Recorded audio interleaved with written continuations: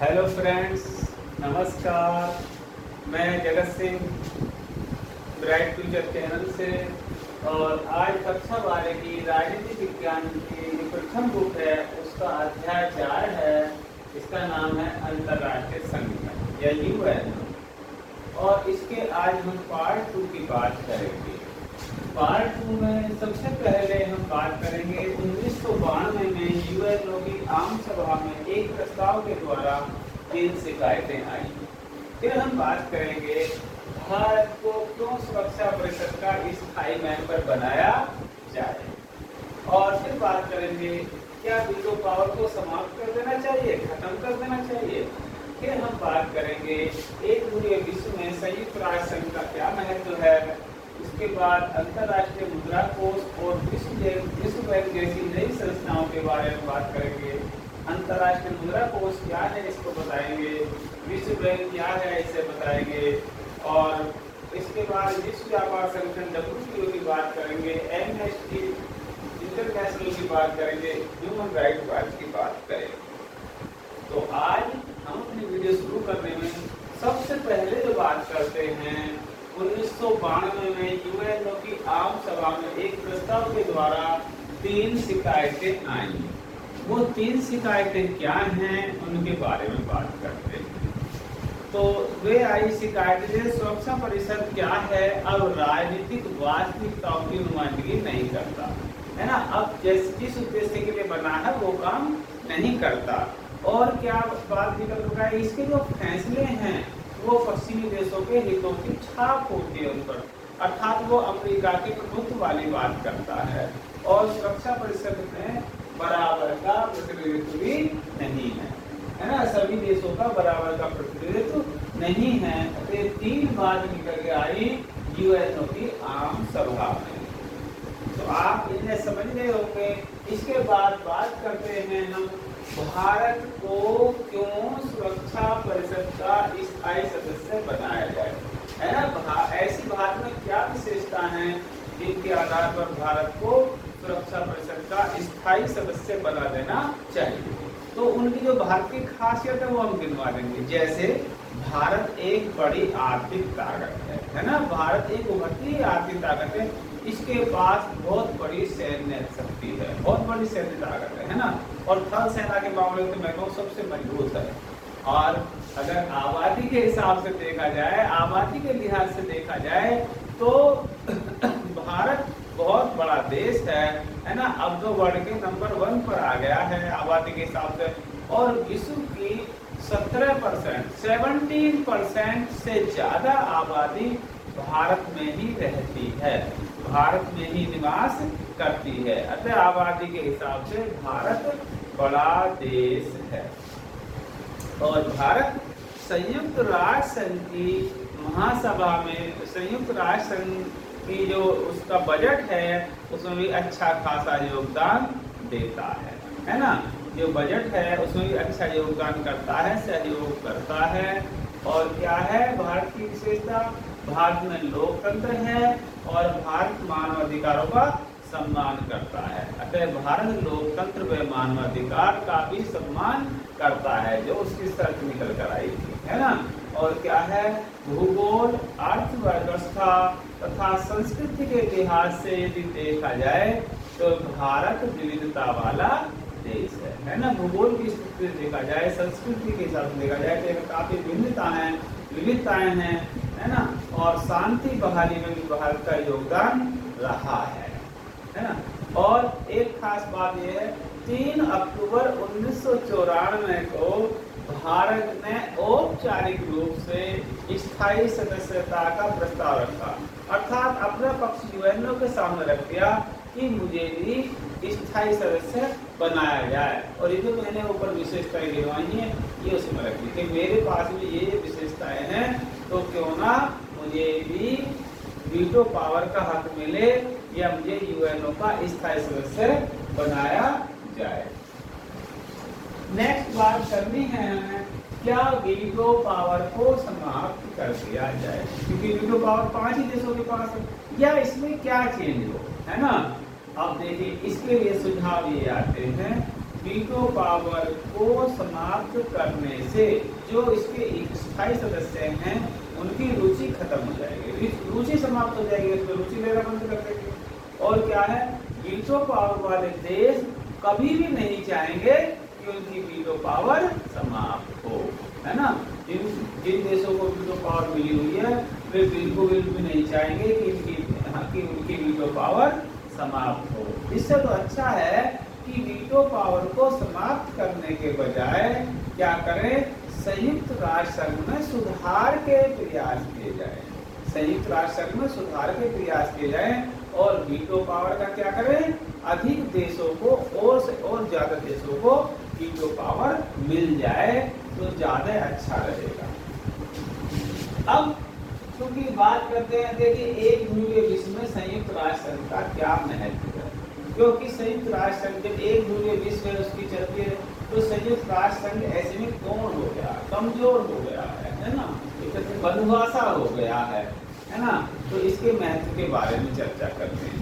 संयुक्त राष्ट्र संघ, है ना, संयुक्त राष्ट्र संघ की, अब देखो संयुक्त राष्ट्र संघ में क्या हुआ, पहले दो ध्रुव होते थे, एक सोवियत संघ होता था, एक अमेरिका। अब चूंकि सोवियत संघ टूट गया, बिखर गया, तो सोवियत संघ की जो गैर मौजूदगी है उसमें अमेरिका एकमात्र ताकतवर देश बन गया है, पावरफुल कंट्री बन गया है, शक्तिशाली देश बन गया है।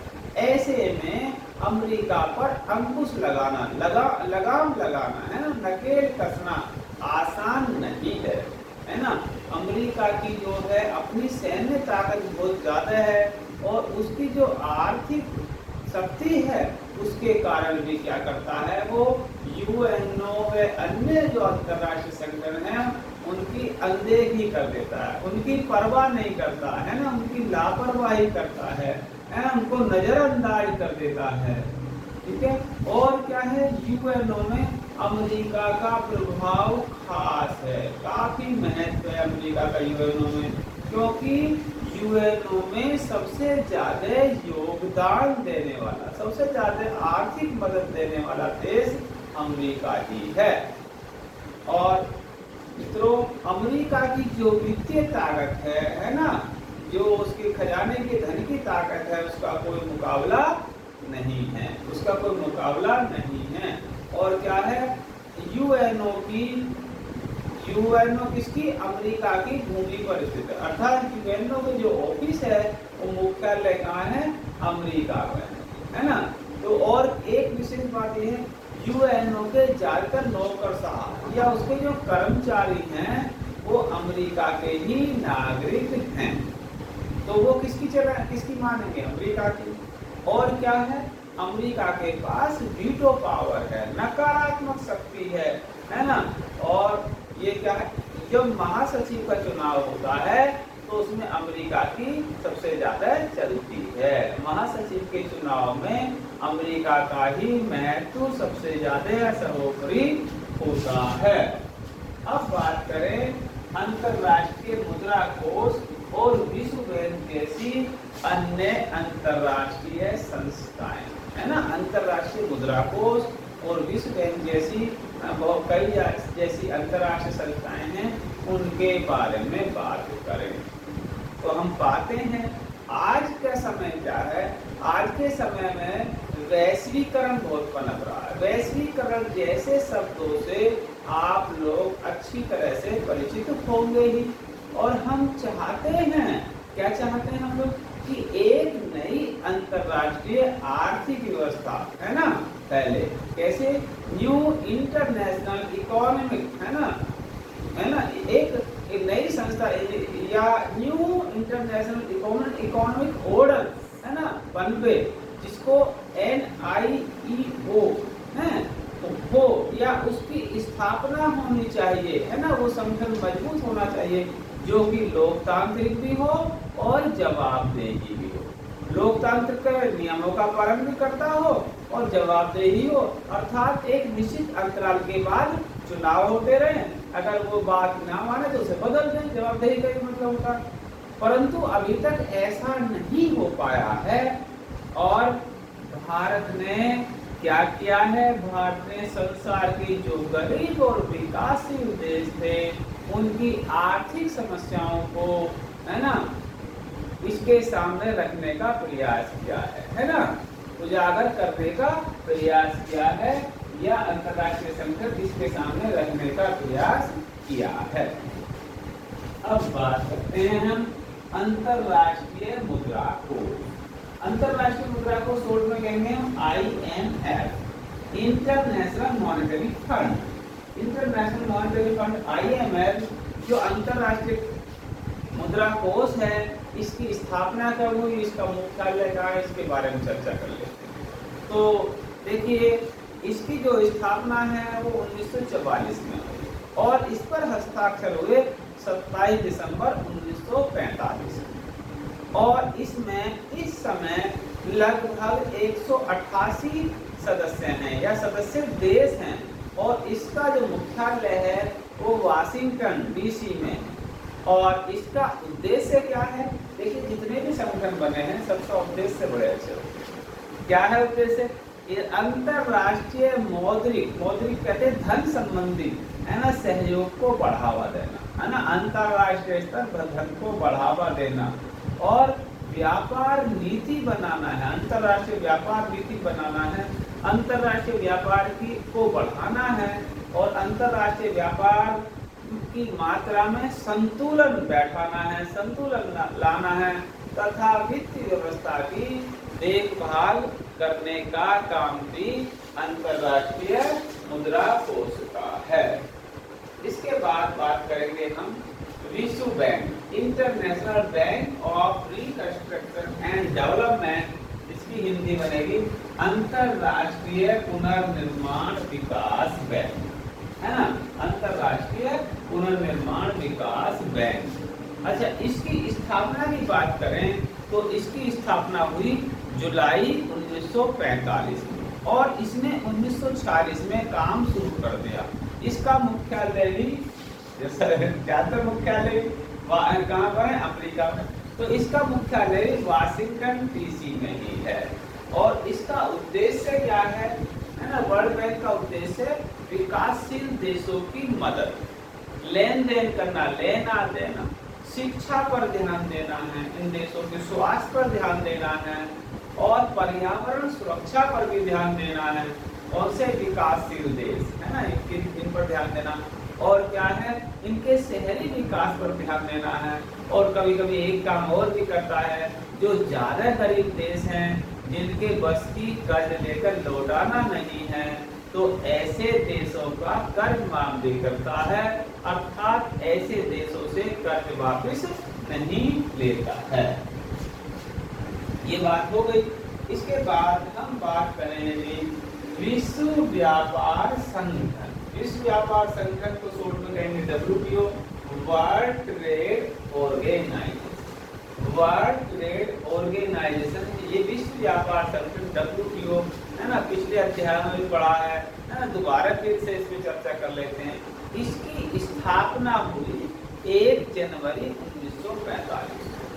1 जनवरी 1945 को इसकी स्थापना हुई और इसका जो मुख्यालय है ये जेनेवा में है और ये किसका, GATT का उत्तराधिकारी है ना, और वर्तमान में इसके 150 से ज्यादा सदस्य देश हैं। अब GATT का जो फुल फॉर्म यदि पूछा जाए तो क्या बनेगा, general agreement trade and tariff, general agreement trade and tariff. और इसका उद्देश्य क्या है ना, जब इसका जो उद्देश्य है WTO के उद्देश्य व्यापार के नियम बनाना, व्यापार के नियम बनाना, व्यापार में मदद करना और मुक्त व्यापार को बढ़ाना, मुक्त व्यापार को बढ़ाना ताकि ज्यादातर देशों में आसानी से वस्तुओं का आना जाना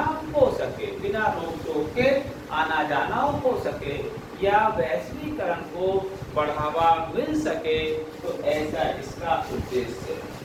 इसके बाद हम बात करेंगे एमनेस्टी इंटरनेशनल। एमनेस्टी इंटरनेशनल क्या है, इसकी स्थापना कब हुई, है ना, किसने की, मुख्यालय कहाँ है, इसके बारे में जानना।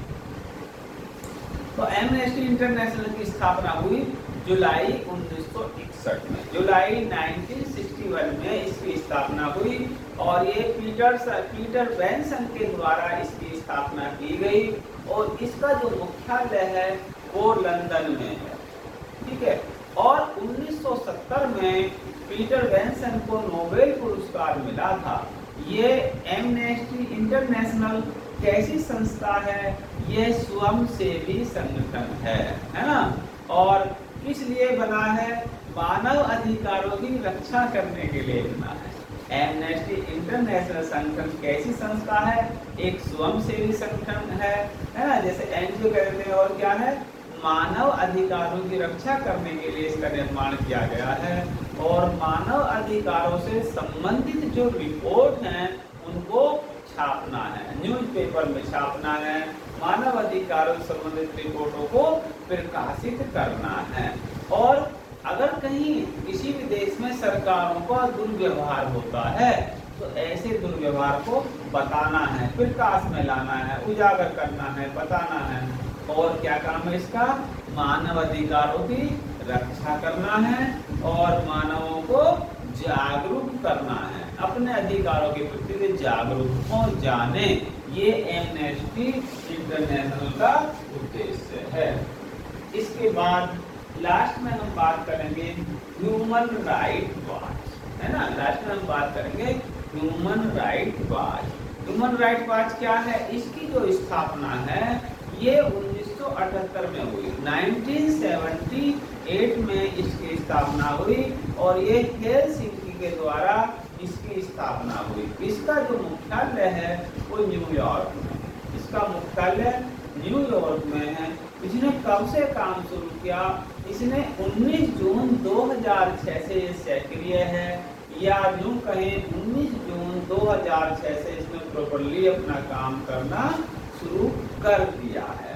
अब ये कैसी संस्था है? ये भी अंतर्राष्ट्रीय स्वयंसेवी संगठन है, ये भी एक एनजीओ है ना। ये कैसी है? अंतर्राष्ट्रीय स्वयंसेवी संगठन है, अमेरिका का सबसे बड़ा संगठन है और मानव अधिकारों के लिए काम करता है। काम किसके लिए करता है? ह्यूमन राइट वॉच मानव अधिकारों के लिए काम करता है। और ये मीडिया का ध्यान मानव अधिकारों का जहाँ कहीं उल्लंघन हो रहा हो उनकी तरफ ध्यान दिलाता है। मानव अधिकारों का यदि कहीं पर भी उल्लंघन हो रहा हो तो मीडिया का ध्यान उस ओर आकर्षित करता है, इसका काम ये है। और क्या है? बारूदी जो सुरंग हैं उन पर, सुरंगों पर रोक लगाने का काम भी ह्यूमन राइट वॉच करता है। और इसमें क्या, जो बाल श्रमिक होते हैं, छोटे बच्चों को जो काम पर लगाया जाता है उन पर रोक लगाने का भी काम करता है। इसका कहना है कि छोटे बच्चों को काम पर ना लगाया जाए। और यदि कहीं पर किसी देश में जातीय हिंसा हो रही है तो उसको रोकने का काम भी कौन करता है? ह्यूमन राइट वॉच करता है। तो ये मित्रों हमारी कुछ अंतर्राष्ट्रीय संगठन या संस्थाएं थी जिनके बारे में हम जान रहे थे। तो मेरा कहना ये है, जहाँ तक भी है मैंने इस लेसन को यहीं पर समाप्त करना है, क्योंकि लेसन मेरे हिसाब से पूरा हो गया है ना। ये 6 अंक का इस लेसन में से आता है और मुश्किल से आपको है ना 50 मिनट में वीडियो देखने से ये 6 अंक मिल सकते हैं अगर मन लगाकर देख ली जाए। तो मेरा कहना तो यही रहेगा कि वीडियो लगातार देखते रहें और आप सभी के लिए धन्यवाद।